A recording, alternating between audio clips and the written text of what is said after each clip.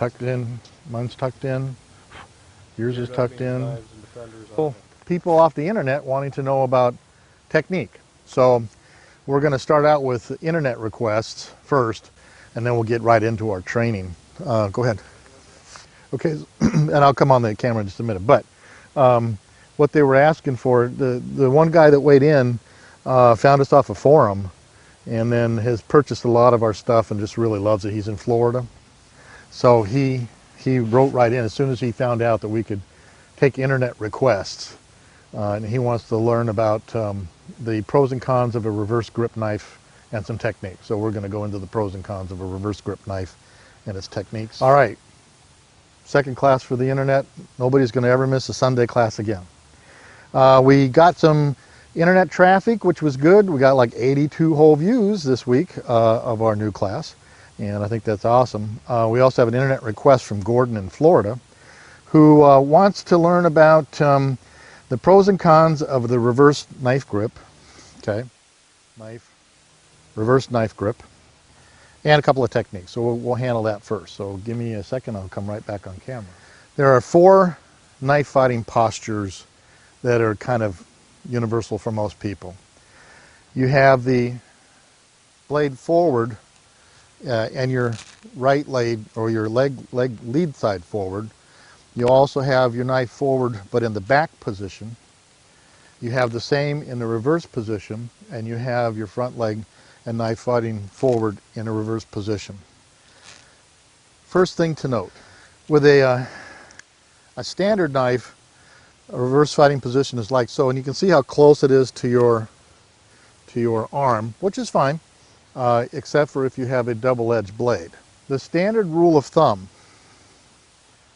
standard rule, is that if he has a stick or a bludgeoning device, you always want to keep your knife back so you can protect it.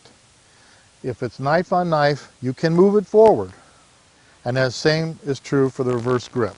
If he's got a club, any one of the bludgeoning type devices, a sap for example, you don't want this out there because he's going to hit that hand and you're going to lose that blade. What you want him to do is attack you so you can interpret it and then interpret him. Those are the 2 major things you have to think about with an opponent with a bludgeoning device. Okay, don't worry about it then. You won't see the double-edged blade, but imagine this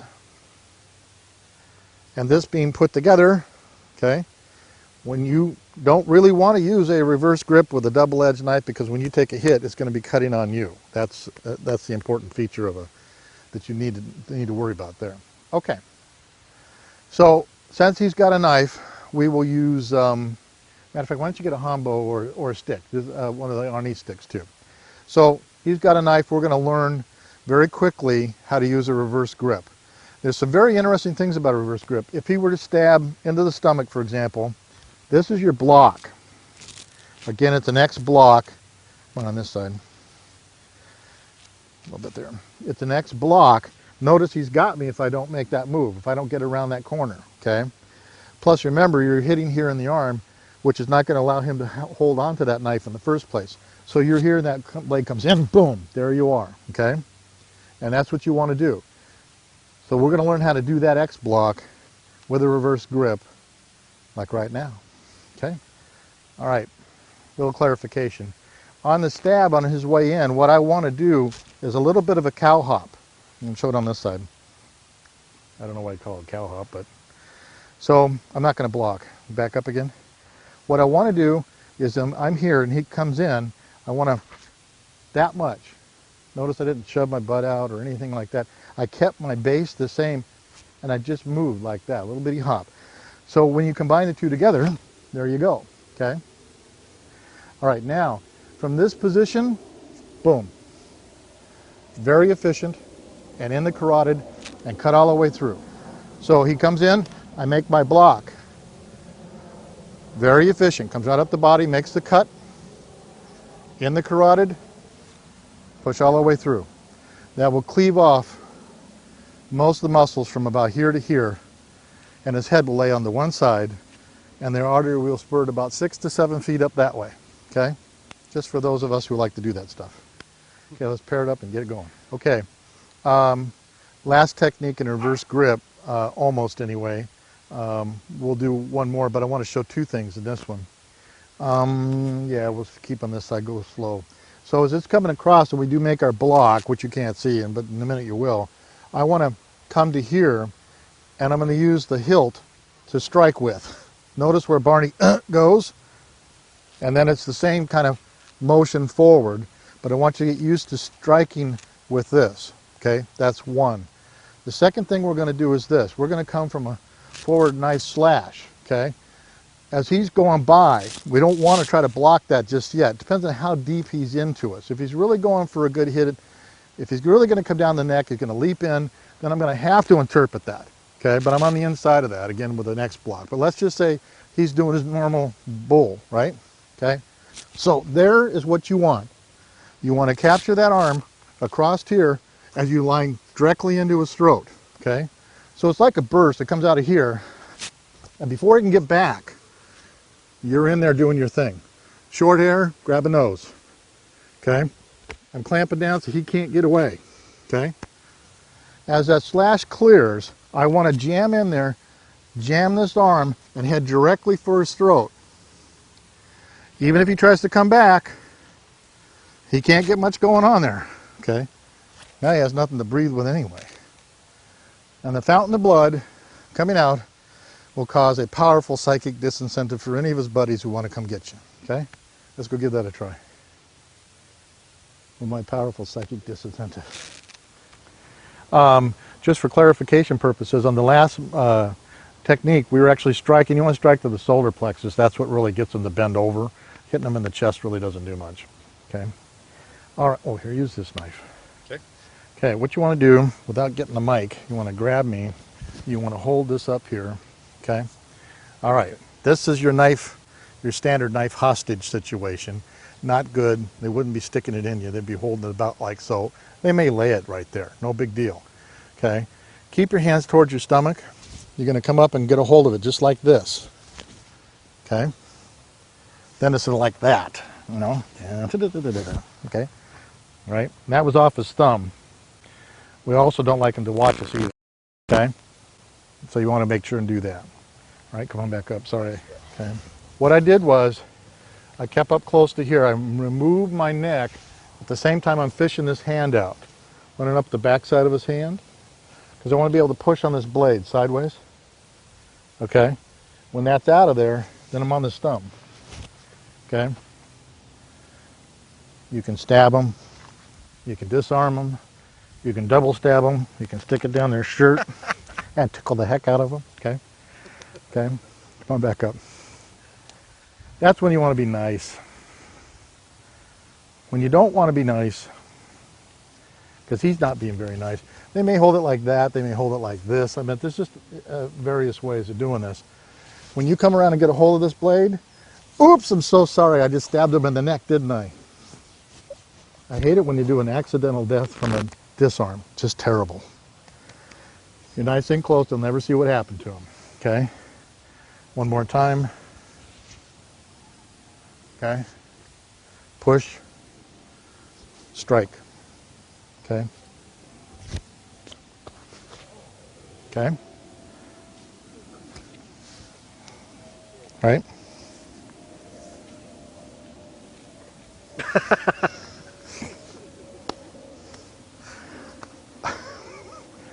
Let's give that a try. Shall we now? Oh, nice footprint, do I? No, not bad. Yeah. I leaned on you a little bit more than I would normally. Okay, an inordinate amount of time learning how to disarm a knife. Now, Dylan, many years ago, Master Porter, did his psycho routine. Correct. Okay. Now, there's a disarm that happens that you block, but with the psycho routine, you lose the hand, and he keeps doing that until you get it right, and he usually doesn't work right. Okay. If a person is committed to a certain strike, all your disarms are good to go, and you learn them because that's the basics.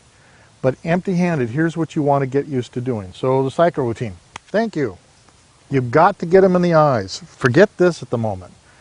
Whether he's stabbing you, slashing you, it doesn't matter. You've got to get this out in the eyes. You've got to touch him. Okay? You've got to damage his ability to see you. Then disarming becomes rather easy. But he can go into a frenzy of stabbing many times, okay, as long as you're here and can interpret this with this hand, okay, this is going to come out. And he may try to block it, and that's good, you do them, you know. But it's changed the battle, hasn't it? It changed the battle of me trying to get a hold of this weapon and him having a field day with me, right? Versus him going to just come up and stab me, and he has to now worry about this hand. And oh, by the way, there's my thumb, okay? Right? There's our infamous thumb. So I want you to get used to a forward stab, same block, come out and touch your partner. He's going to come across for a high slash, okay? Touch your partner. It's the same block. It doesn't matter. If he's going to come across the other side, block with both hands, okay? Strike. Try to keep this concept of, if it's coming on this side, touch. Coming on this side, touch, okay? So we're going to do forward stabs to begin with, and then we'll come with cross slashes, and we'll play with it. So it's block, strike simultaneously, okay? Keep your hands open right now so you don't get hit in the eyes, right? Let's give that a try. Okay, now I want you to notice this. This is really kind of fun because if I capture this, watch this, you break his arm, you break his elbow. How nice is that, huh? Okay, isn't that nice? Nice hit? That's beautiful. Yeah, boom. They don't ever expect that. So it's sitting here, you capture, kind of see I'm going back even if he were to stab at me, right? I've got it going along here, and with my forearm and my body, I'm slamming right into that extended elbow. Okay? Cup, elbow, face, okay? And of course you're going to break his arm. That's the whole deal. Don't have to worry about the disarm. If we needed to disarm, we can come up and disarm him, okay?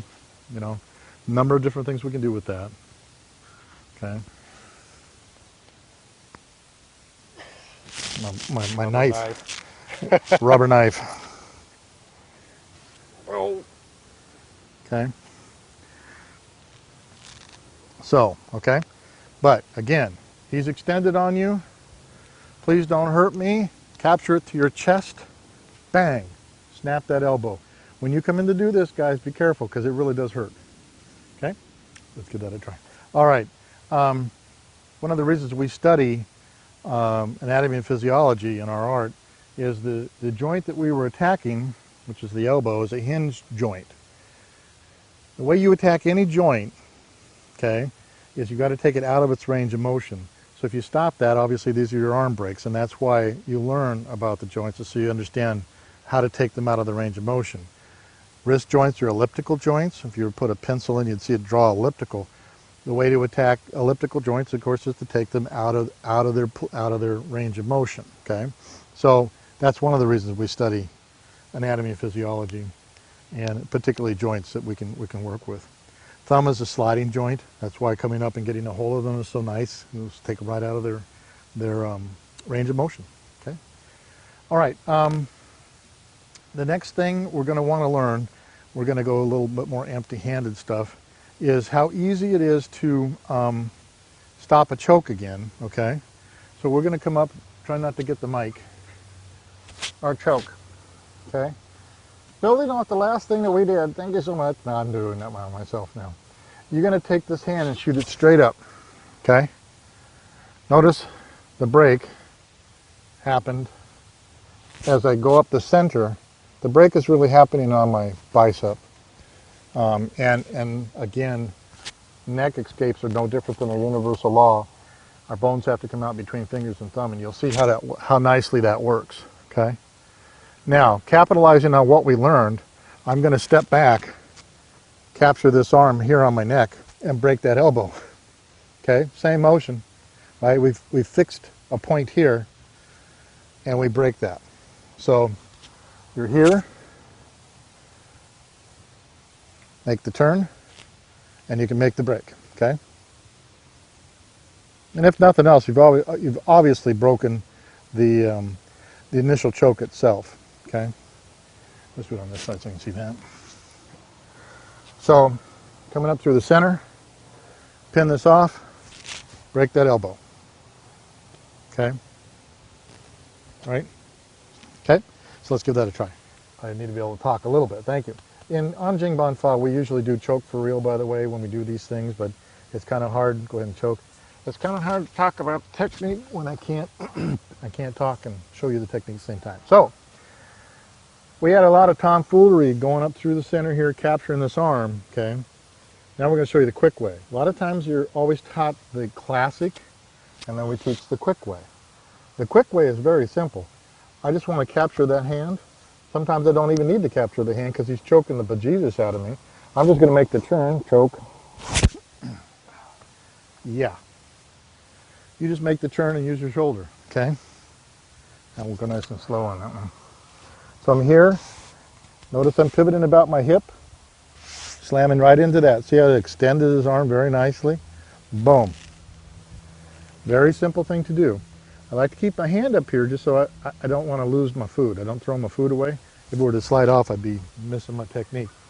Two things we don't do in Anjing Banfa. One is play with our food. That's not playing with your food. But I did throw them away, though. And the other thing is we don't throw our food away, okay? So you would go, that's how you don't throw your food away. Okay, come on back up. So we'll do it on this side one more time. Thank you, sir.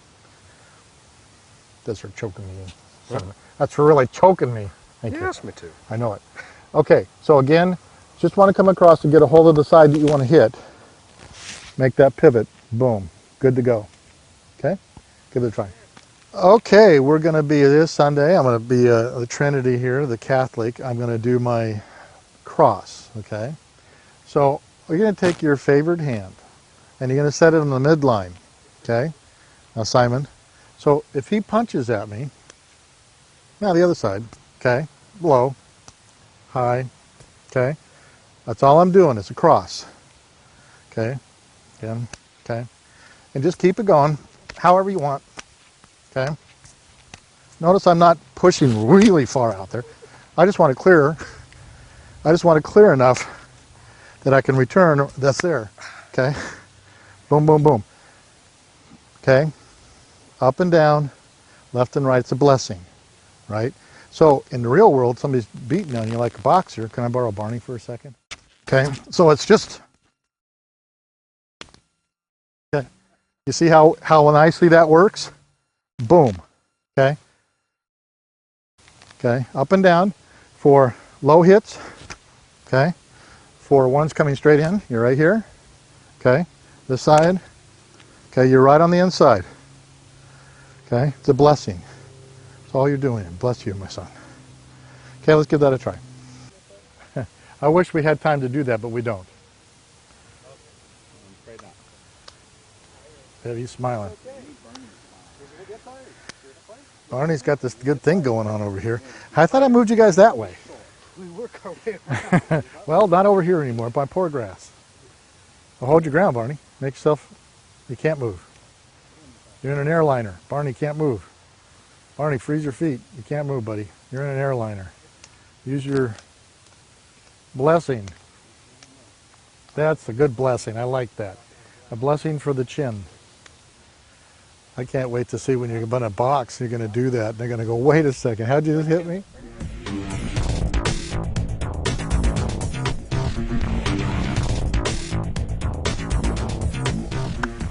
So, Because you don't know what's coming. the looser you are, the looser you are with this, the faster you're going to be. Okay?